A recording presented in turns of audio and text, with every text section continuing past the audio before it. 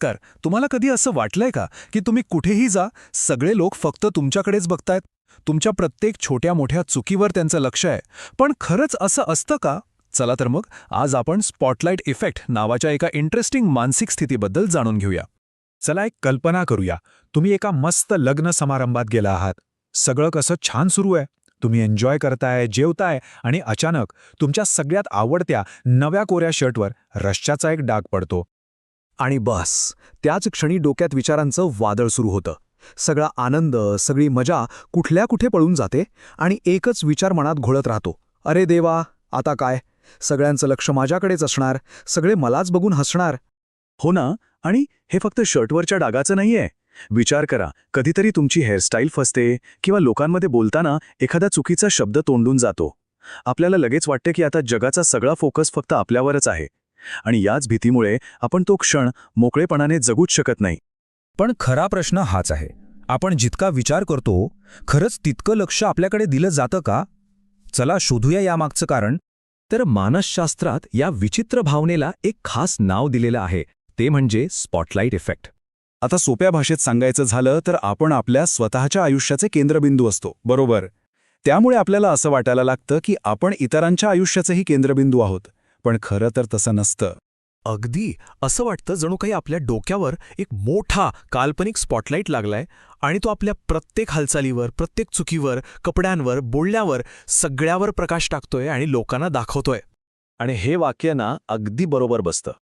तुम्ही तुमच्या सिनेमाचे हिरो आहात, पण इतरांच्या सिनेमातले फक्त एक एक्स्ट्रा कलाकार. आपण आपल्या आयुष्याच्या गोष्टीचे हिरो असतो, पण बाकीच्यांच्या गोष्टीत आपली भूमिका खूपच छोटी असते. आता तुम्हाला वाटेल की ही फक्त एक कल्पना आहे, पण नाही. यामागे सायन्स आहे. यावर संशोधन काय सांगतं ते पाहूया.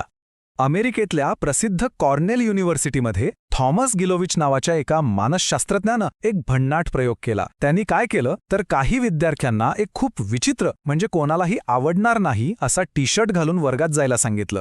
आणि निकाल धक्कादायक होता. त्या विद्यार्थ्यांना वाटलं की कमीत कमी 50% लोकांनी तरी तो विचित्र टी शर्ट नोटीस केला असेल. पण जेव्हा खरंच विचारलं गेलं तेव्हा प्रत्यक्षात फक्त 20% लोकांनीच त्याकडे लक्ष दिलं होतं. म्हणजे बघा, आपण जेवढा विचार करतो त्याच्या निम्म्यापेक्षाही कमी.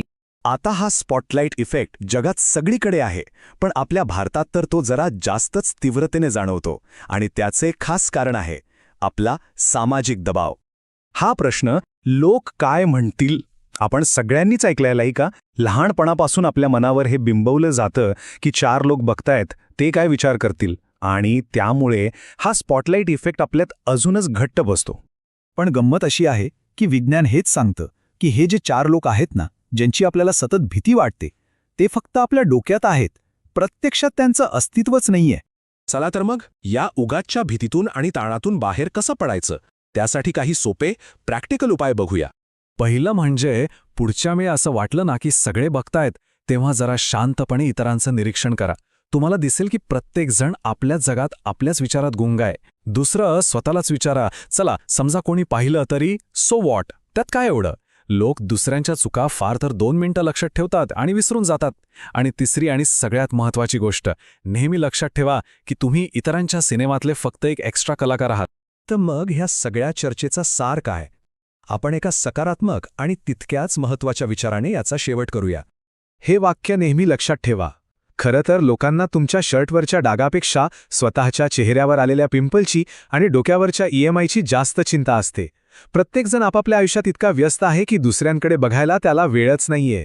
आणि ज्या क्षणी हे आपल्याला कळतं ना की खरंच कोणी आपल्याकडे इतकं बारकाईने बघत नाहीये, तेव्हा एक कमालीचं स्वातंत्र्य मिळतं. म्हणून चिंता सोडा, बिनधास्त जगा, चुका करा, शिका आणि स्वतःच्या धुंदीत जगायला शिका. हा होता मनाचे खेळ या आपल्या मालिकेतील आजचा विषय. या माहितीसाठी आम्ही डॉक्टर अजित पाटील, जे एक मानसतज्ञ आणि परिस फाउंडेशनचे अध्यक्ष आहेत, यांचे आभारी आहोत. अधिक माहितीसाठी तुम्ही त्यांना दिलेल्या क्रमांकावर संपर्क करू शकता. धन्यवाद. मनाचे खेळ, परिस फाउंडेशन.